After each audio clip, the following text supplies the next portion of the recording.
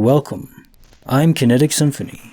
I hunt down and report on weird and true mysterious stories, from glitches to the paranormal. Case file number 1409, written by Handyman92, my wild time loop in boarding school. I went to a boarding school. One night, I had a dream that I still remember to this day. It started out from waking up in the morning to my alarm, caveman style, dragging myself out of bed, going to breakfast, going to all my classes, having lunch, doing more of my classes, hanging out with my mates to their room to play Mario Kart, and attempting to do work, dinner, tuck shop, homework, crawling into bed, and no soon as I shut my eyes, my alarm goes off and it's morning. At the beginning of the day, I had just dreamt. It had all felt so real as well, so I was quite pissed off that I had to redo the entire day again.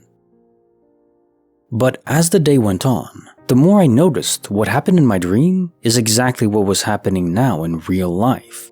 The conversations, the classes taught, everything was exact.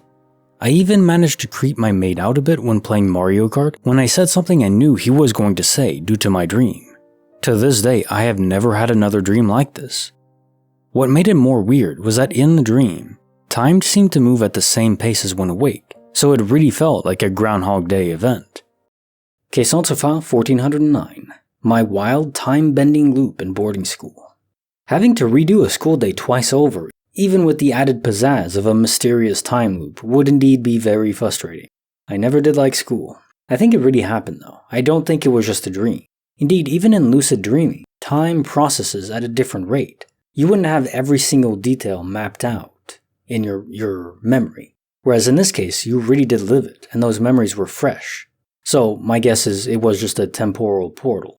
That's hard to say. Case file number 1410, written by jonjonesjohnson. The day my name echoed from unseen lips. When I was in university, this one time I was walking from one building to the other with two friends.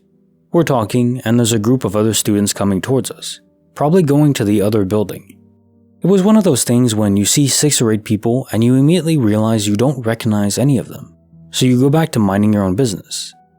As we, the two groups, are passing each other, I hear someone saying my full name out loud. It definitely wasn't any of my two friends, and as I look at the other group, they're all mid-conversation about whatever, and I see once again that there's no one in the group who could possibly know or recognize me, and no one was even looking at me or anything. I am 100% sure I heard my full name said out loud, but I have no idea who said it. And I have a fairly rare name, so it's not like Adam Smith or Tom Jackson, etc. And it's not like I misheard some random words. Someone said my full name for no reason. Case file 1410. The day my name echoed from unseen lips.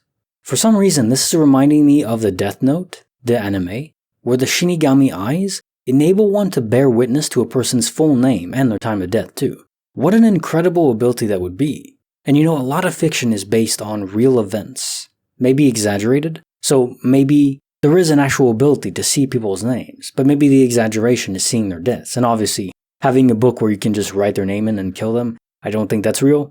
But that information is not as safeguarded as most people think. Even if it's in your mind, it can be accessed. That's just my gut speaking though. Bonus file, written by GhostGirl32. My father's last call. My father, the man who raised me, not biological, died in late August when I was 19. The semester had just started, community college at the time. I could hardly focus, but I couldn't sleep. Just days ago, he had just been down the hall, there in his hospital bed, but now he wasn't. Mom was in there sleeping alone. My little sister in our shared room, out cold. I don't know why. The day after he died, I had gone to classes. My little sister went with me and sat in the back, ditching her school with permission. It was a reprieve for her for some reason to follow me to my college classes. This would continue well into her high school years. I think that's how she knew that college and university was not for her. Seeing me slog through it for years, longer than most. Anyway, 3 a.m. came, and I just stared at my computer. No one was online. My friends were all either already in bed because they had school soon, or because of all the time difference. I zoned out a little, and just sat there thinking. I didn't really want to go to school the next day. Maybe I would ditch and take my sister out somewhere instead. But that would be too irresponsible. It was still my first week of school. I just sort of turned back and forth a bit in the rolly chair, one of 6 that we had picked out for the dining room less than 2 years ago on a rainy, stupid day after moving to that house. I could still remember the ambulance, the police cars, the hearse. I still remember them. I looked at my computer again and went to scroll something. Then Dad yelled out at me. He said my name and told me to go to bed. So loudly, my dog, his dog, our dog, jumped up and ran over and looked down the hallway to my parents' room. The chair had smacked into the glass table so hard, I thought it may have cracked. It didn't. I closed my computer, loudly said, "Okay," put my notes away, and set about turning off the lights. I went to bed. Sort of. My dog got up on my bed with me, and I set my alarm for the morning. My sister rolled over, and I cried myself to sleep. I don't know how my dad could have spoken to me like that when he was already dead. His body is in a crematorium 15 miles away. The only reason I know he spoke out loud was that before I could react, the dog had. My dad had died after a multi-year battle with lung cancer that had metastasized. This is the last time I heard his voice other than recordings. In memories, it's always distorted, like listening to a radio. I've been hard of hearing since the 3rd grade, and normally if I heard something from my parents' bedroom, I would have to go in there to have them repeated, but this had been crystal clear. Therapists over the years have said that this does not align with anything out of grief that they have experienced. One suggested God, and another said it was paranormal.